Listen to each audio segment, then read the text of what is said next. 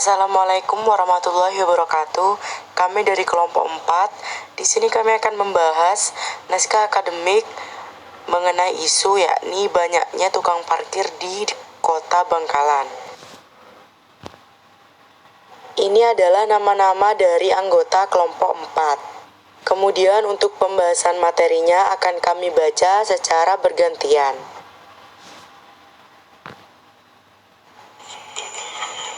Saya Dina Marcella dengan NIM 1901111000079. Saya akan membacakan bab 1, pendahuluan latar belakang. Parkir merupakan salah satu komponen atau aspek tak terpisahkan dalam kebutuhan sistem transportasi. Karena setiap perjalanan dengan kendaraan pribadi umumnya selalu dimulai dan diakhiri di tempat parkir. Pada dasarnya, parkir adalah kebutuhan umum yang awalnya berfungsi melayani.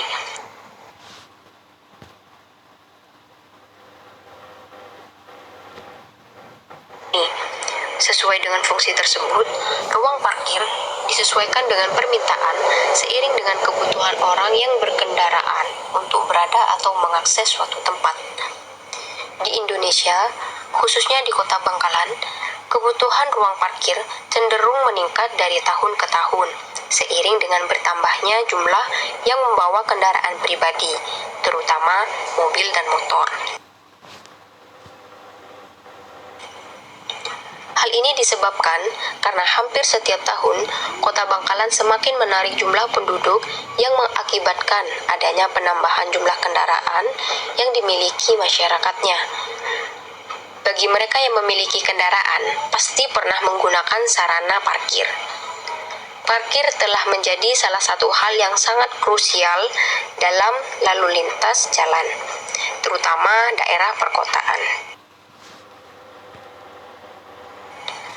Namun terkadang adanya kepadatan kendaraan bermotor tersebut menyebabkan macet lalu lintas, sehingga dinilai perlu adanya turun tangan pemerintah untuk menindaklanjuti adanya hal tersebut agar tidak menimbulkan ketidaknyamanan bagi pihak pengendara atau parkir yang ada. Namun parkir juga membantu, sehingga hal inilah yang membuat lahan parkir dapat dijadikan suatu bisnis yang sangat menggiurkan. Karena hampir setiap orang yang memiliki kendaraan pasti memerlukan tempat parkir. Ditambah lagi dengan meningkatnya jumlah kendaraan di Kota Bangkalan dari tahun ke tahun.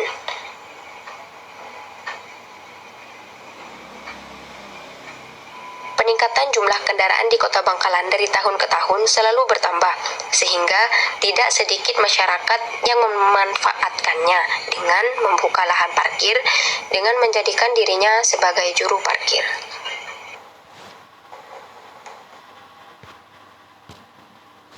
Nama saya Muhammad Syaukin Fataki dengan NIM 1901111000327, ingin melanjutkan presentasi yang sebelumnya dibacakan oleh saudari Sela.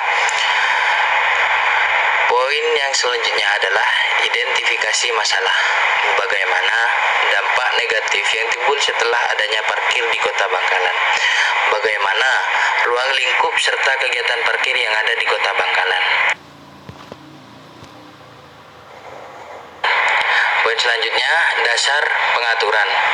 Undang-Undang Nomor 22 Tahun 2009 Pasal 1 Nomor 15 yang berbunyi, parkir adalah keadaan kendaraan berhenti atau tidak bergerak untuk beberapa saat dan ditinggalkan pengemudinya.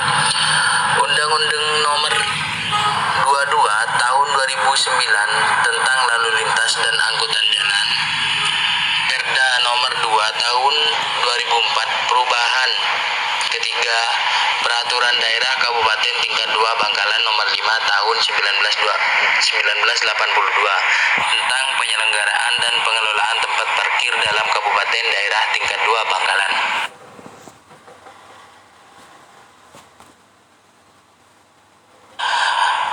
Poin selanjutnya yaitu ruang lingkup parkir.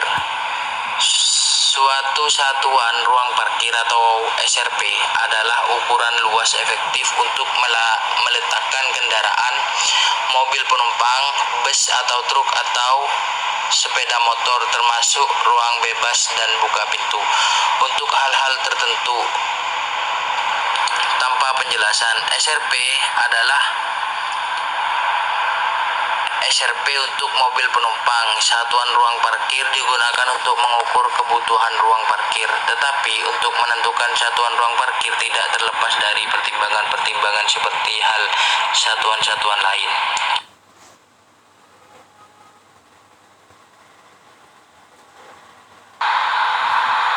Nomor 1, ruang parkir sejajar. Lebih diinginkan jika kendaraan-kendaraan berjalan melampaui ruang parkir tersebut dan kemudian masuk mundur. Ukuran standar untuk bentuk ini adalah 6,1 kali 2,3 atau 2,4 meter. Poin 2 atau nomor 2, ruang parkir bersudut. Makin besar sudut masuknya, maka makin kecil luas ruang parkirnya. Akan tetapi makin besar juga lebar jalan yang diperlukan untuk membuat lingkaran membelok bagi kendaraan yang memasuki ruang parkir. Saya Ita Carolina, NIM 1901111000075. Di sini saya akan membacakan tentang kegiatan parkir tetap. Pusat perdagangan parkir. Di pusat perdagangan dikelompokkan menjadi dua macam, pekerjaan dan pengunjung. Pekerjaan umumnya parkir untuk jangka panjang, sedangkan pengunjung parkir untuk jangka pendek atau hanya sebentar. 2. Pusat perkantoran swasta dan pemerintah. Parkir di pusat perkantoran mempunyai ciri parkir jangka panjang. Oleh karena itu, penentuan luas parkir dipengaruhi oleh jumlah karyawan yang bekerja di kawasan perkantoran tersebut. 3. Pusat perdagangan eceran atau swalayan. Seperti halnya di pusat perdagangan, pasar swalayan mempunyai karakteristik kebutuhan ruang parkir yang sama. 4. Pasar. Pasar juga mempunyai karakteristik yang hampir sama dengan pusat perdagangan ataupun pasar swalayan. Kalaupun kalangan yang mengunjungi pasar lebih banyak dari golongan dengan pendapatan menengah ke bawah. 5. Sekolah. Parkir sekolah dikelompokkan ke dalam dua kelompok, yaitu pekerjaan atau guru atau dosen dan siswa atau mahasiswa. Parkir untuk jangka pendek bagi mereka yang diantar jemput dan jangka panjang bagi mereka yang memakai kendaraannya sendiri. 6. Tempat rekreasi. Kebutuhan ruang parkir di tempat rekreasi dipengaruhi oleh daya tarik tempat tersebut. Biasanya pada hari Minggu atau hari libur kebutuhan parkir meningkat dibanding hari biasa. 7. Hotel dan tempat penginapan. Kebutuhan dan parkir di hotel dan penginapan tergantung dari tarif sewa kamar yang diberlakukan dan jumlah kamar serta kegiatan-kegiatan lain seperti seminar dan pesta perkawinan yang diadakan di hotel tersebut. 8. Rumah sakit. Seperti halnya hotel, kebutuhan ruang parkir di rumah sakit tergantung dari tarif rumah sakit yang diberlakukan dan jumlah kamar. Kegiatan parkir yang bersifat sementara. 1. Bioskop dan tempat pertunjukan ruang parkir. Di bioskop sifatnya sementara dengan durasi antara 1 sampai 5 atau sampai 2 jam saja dan keluarnya bersamaan sehingga perlu kapasitas pintu keluar yang besar. 2. Tempat pertandingan olahraga. Ruang parkir di gelanggangan olahraga sifatnya sementara dengan durasi antara 1,5 jam sampai 2 jam saja. Baik, selanjutnya bisa diganti oleh peserta lain. Saya Doni Sibianto, NIM 190111000329. Pengertian. Parkir adalah keadaan tidak bergerak suatu kendaraan yang bersifat sementara karena ditinggalkan oleh pengemudinya. Setiap kendaraan bermotor memiliki kecenderungan untuk mencari tempat untuk memarkir kendaraannya sedekat mungkin dengan tempat kegiatan atau aktivitasnya. sehingga tempat terjadinya suatu kegiatan misalnya seperti tempat kawasan diperlukan area parkir.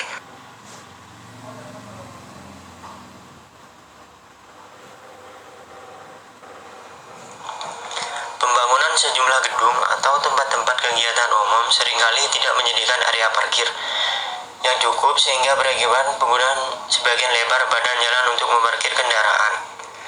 Menurut Pedoman Perencanaan dan Pengoperasian Fasilitas Parkir Direktorat Jenderal Perhubungan Darat 1998, parkir adalah keadaan tidak bergerak suatu kendaraan yang simpan sementara, termasuk dalam pengertian parkir adalah setiap kendaraan yang berhenti pada tempat-tempat tertentu, baik yang dinyatakan dengan lampu atau tidak, serta tidak semata-mata kepentingan menaikkan dan menurunkan orang atau barang.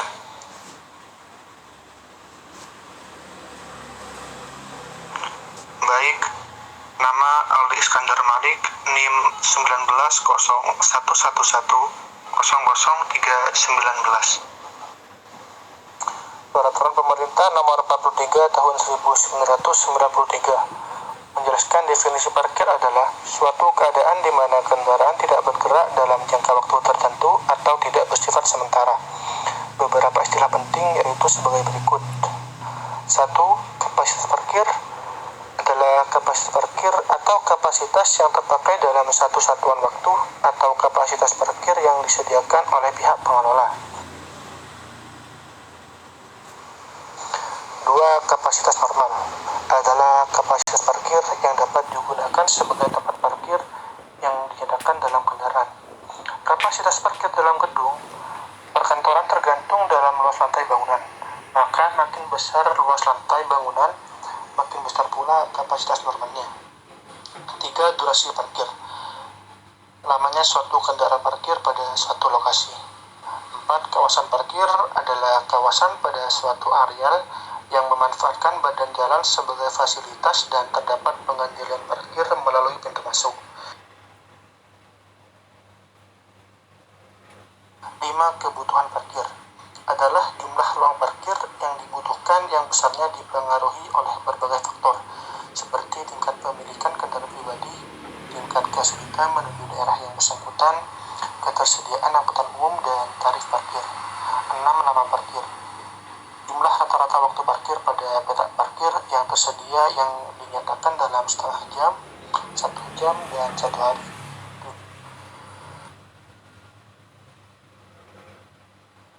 7. Puncak parkir. Akumulasi parkir rata-rata tertinggi dengan satuan kendaraan. 8. Jalur sirkulasi adalah tempat yang digunakan untuk pergerakan kendaraan yang masuk dan keluar dari fasilitas parkir. 9. Jalur gang merupakan jalur dari dua deretan ruang parkir yang berdekatan. 10. Retribusi parkir, pungutan yang dikenakan pada pemakai kendaraan yang memarkir kendaraannya di ruang parkir.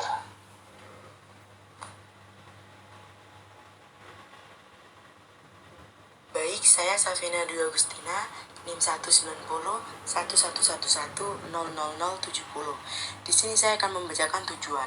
Yang pertama adalah untuk mengetahui adanya dampak negatif dari banyaknya tukang parkir yang ada di Kota Bangkalan.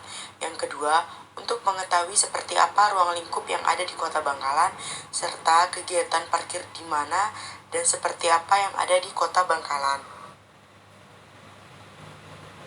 Kemudian saya akan membacakan manfaat secara praktis, yaitu hasil penelitian ini diharapkan mempunyai kegunaan informatif, yaitu sebagai bahan masukan informasi bagi masyarakat tentang seberapa efektif dan bagaimana adanya penerapan sanksi peraturan daerah di Kota Bangkalan yang berkaitan dengan parkir, serta diharapkan dapat berguna dalam memecahkan permasalahan bagi pihak-pihak yang bersangkutan. Baik, saya Dini Agustini, NIM 190.1111000334. Di sini saya akan membacakan bab 2 terkait dengan landasan pemikiran, di mana landasan filosofis yang merupakan pertimbangan atau alasan yang menggambarkan bahwa peraturan yang dibentuk mempertimbangkan pandangan hidup, kesadaran, dan dan cita hukum yang meliputi suasana kebatinan serta falsafah bahasa Indonesia yang bersumber dari Pancasila dan pembukaan Undang-Undang Dasar negara yang ada, di mana landasan hukum suatu aturan baku sebagai tempat berpijak yang menjadi titik tolak dalam melaksanakan kegiatan-kegiatan tertentu, dan dalam hal ini adalah kegiatan parkir, yang dimana agar tidak menimbulkan ketidaknyamanan lalu lintas di masyarakat Kota Bangkalan. Landasan politis garis kebijaksanaan politik yang menjadi dasar selanjutnya bagi pembentukan peraturan perundang-undangan yang telah diajukan dengan sebagaimana mestinya. Dan terkait dengan bab 3, yaitu konseptual, di mana adanya pelanggaran. Yang terjadi di Kota Bangkalan adalah banyaknya tukang parkir ini tidak menggunakan karcis sebagaimana diatur dalam salah satu Perda Jakarta, yaitu pasal 41 huruf C Perda Perparkiran. Dan Anda mempunyai hak untuk memperoleh karcis parkir atau kartu parkir atas pemakaian satuan ruang parkir, yaitu tertuang dalam pasal 35 huruf B Perda Perparkiran. Dan juga tukang parkir ini tidak menggunakan seragam parkir sebagaimana diatur dalam salah satu Perda Jakarta, yaitu dalam pasal 39 Perda Perparkiran. Oleh karena itu, kalau tukang parkir tersebut tidak menggunakan atribut sebagaimana seharusnya petugas parkir, maka ia bukan petugas parkir yang sah. Dan serta adanya tukang parkir ini seringkali membuat jalanan di Kota Bangkalan menjadi macet sehingga lalu lintas menjadi terganggu. Terkait dengan bab 4, yaitu penutup, yang menjadi kesimpulan di sini yaitu berdasarkan naskah akademik tersebut dapat diambil kesimpulan sebagai berikut. Di mana tukang parkir sangat diperlukan dalam kegiatan berkendara di jalan, khususnya di Kota Bangkalan yang lumayan padat penduduk dengan jumlah volume kendaraan yang meningkat tiap tahunnya. Tetapi alangkah lebih baik jika tukang parkir tersebut dilengkapi juga dengan adanya seragam dan karcis yang disahkan oleh pemerintah kabupaten atau Kota Bangkalan agar untuk tarif pun sama rata, sehingga dengan begini diharapkan dapat meminimalisirkan angka kemacetan yang timbul akibat banyaknya tukang parkir yang ada di Kota Bangkalan. Terkait dengan sarannya di sini yaitu demikianlah naskah akademik ini dibuat. Semoga apa yang disajikan akan memberikan ilmu dan informasi. Selanjutnya, demi kesempurnaan naskah ini, penulis memohon saran dan kritik guna memperbaiki kesalahan di kemudian hari. Sekian presentasi kita kali ini. Kurang lebihnya mohon maaf dan semoga bermanfaat. Wabillahi taufiq wal hidayah. Wassalamualaikum warahmatullahi wabarakatuh.